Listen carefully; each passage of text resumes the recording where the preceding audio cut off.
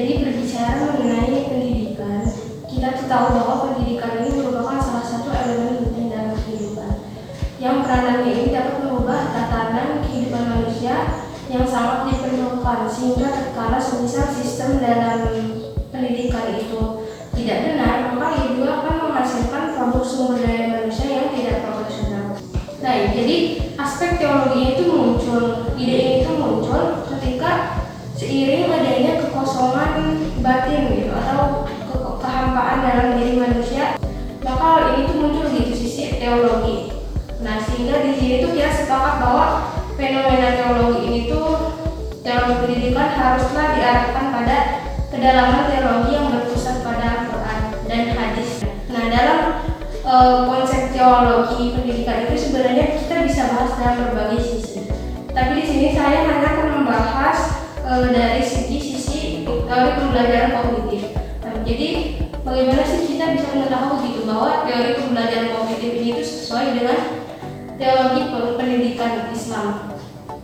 Nah, jadi di sini dalam teori belajar dalam Islam dengan kognitif ini ada tinjauan persamaannya antara teori kognitif dan belajar dalam Islam yang dapat dipandang dari dua aspek, yaitu aspek individu dan sosial.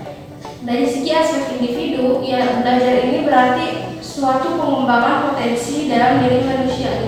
Sedangkan dari segi aspek sosial itu berupa warisan atau pemindahan nilai-nilai yang dimiliki.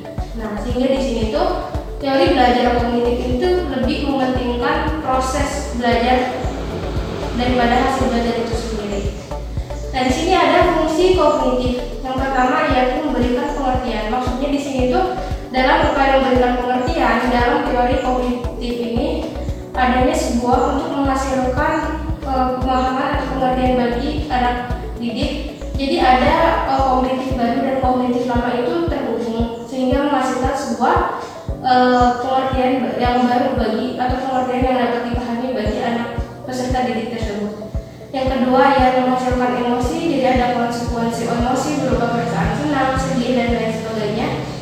Dan lalu ada membentuk sikap. Nah, jadi dari hasil penghasilan emosi tadi yaitu meniscayakan pembentukan suatu sikap. Dan yang terakhir ada memberikan motivasi terhadap konsekuensi perilaku. Lalu bagaimana sih aplikasi teori perkembangan kognitif dalam pembelajaran pendidikan agama Islam? Jadi bagaimana sih kita bisa mengaplikasikan kognitif dalam pembelajaran Islam? Sebenarnya yang perlu diingat adalah bahwa dalam menyesuaikan teori kognitif dengan keislaman itu perlu kita lihat sesuai dengan tingkatan yang ada. Sebagai contoh di sini saya mengambil anak usia dini. Contohnya semisal dalam pelajaran bahasa Al-Quran, yang mana jika kita ingin mengajarkan ya itu harus sesuai dengan atau dan tepat dengan kemampuan siswa. Misal ya untuk anak usia dini kita menggunakan puzzle huruf hijaiyah, permainan edukatif hijaiyah, yang mana ya kita bisa mengenakan secara tidak langsung kepada anak peserta didik tadi. Selain itu juga model penyusunan materi agama ini harus disusun berdasarkan pola dan logika tertentu agar lebih mudah dipahami. Intinya tuh begitu bahwa dalam masalah teologi pendidikan, hal-hal terkait pendidikan itu harus kita dasari dengan Al-Quran dan hadis. Selain itu juga dalam praktik pelaksanaan aplikasi teori teori belajar kognitif dalam Islam itu harus sesuai dengan tingkatan yang ada. Misal untuk anak usia dini segini, untuk anak usia sekolah dasar segini dan lain sebagainya. Mungkin itu saja yang bisa saya sampaikan. Terima kasih.